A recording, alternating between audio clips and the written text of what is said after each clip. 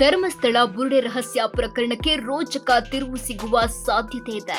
ನೂರಾರು ಶವಗಳನ್ನ ಹೂತು ಹಾಕಿದ್ದೇನೆ ಎಂದು ಹೇಳಿರುವ ಸಾಕ್ಷಿದಾರನ ಪರ ಮತ್ತೆ 6 ಜನ ಸ್ಥಳೀಯರು ಮುಂದೆ ಬರುವ ಸಾಧ್ಯತೆ ಇದೆ. ಹೌದು, ದೂರಿನಲ್ಲಿ ಮಾಸ್ಕ್ ಮ್ಯಾನ್ ನಾನೊಬ್ಬರೇ 13 ಜಾಗಗಳಲ್ಲಿ ಹೆಣವನ್ನ ಹೂತಿದ್ದೇನೆ ಎಂದು ತಿಳಿಸಿದ್ದ. ಇಲ್ಲಿಯವರೆಗೆ 11A ಪಾಯಿಂಟ್ ಸೇರಿದಂತೆ 13 ಕಡೆ ಶೋಧ ನಡೆದಿದ್ದು 6ನೇ ಪಾಯಿಂಟ್ನಲ್ಲಿ ಮಾತ್ರ ಅಸ್ಥಿ ಪಂಜರ ಸಿಕ್ಕಿದೆ. ಉಳಿದ 12 ಜಾಗದಲ್ಲಿ ಯಾವುದೇ ಅಸ್ಥಿ ಪತ್ತೆಯಾಗಿಲ್ಲ.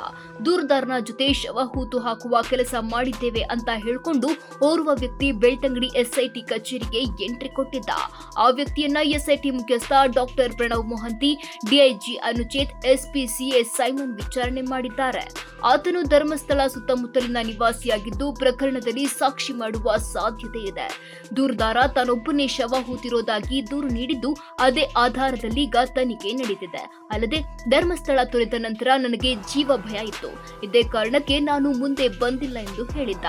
ಈಗ ಹೊಸದಾಗಿ 6 ಜನ ಸ್ಥಳೀಯರೇ ಬಂದಿರುವ ಕಾರಣ ಇಲ್ಲಿಯವರೆಗೆ ಯಾಕೆ ಮೌನವಾಗಿದ್ರು? ಸ್ಥಳೀಯರೇ ಆಗಿದ್ರೆ ಈ ಮೊದಲೇ ದೂರು ನೀಡಬಹುದಿತ್ತು. ಅಲ್ಲದೆ ಈ ಪ್ರಕರಣ ಸದ್ದು ಮಾಡಿದ ನಂತರ ಎಸ್ಐಟಿ ರಚನೆಯಾಗಿ 12 ಸ್ಥಳಗಳವರೆಗೆ ಶೋಧ ನಡೆಸುವವರೆಗೆ ಸುಮ್ಮನಿದ್ದ ಈ ವ್ಯಕ್ತಿಗಳು ಶೋಧ ನಡೆಸುವ ಮೊದಲೇ ಯಾಕೆ ಮುಂದೆ ಬರಲಿಲ್ಲ ಎಂಬ ಪ್ರಶ್ನೆ ಜೊತೆ ಹಲವು ಅನುಮಾನ ಎದ್ದಿದೆ.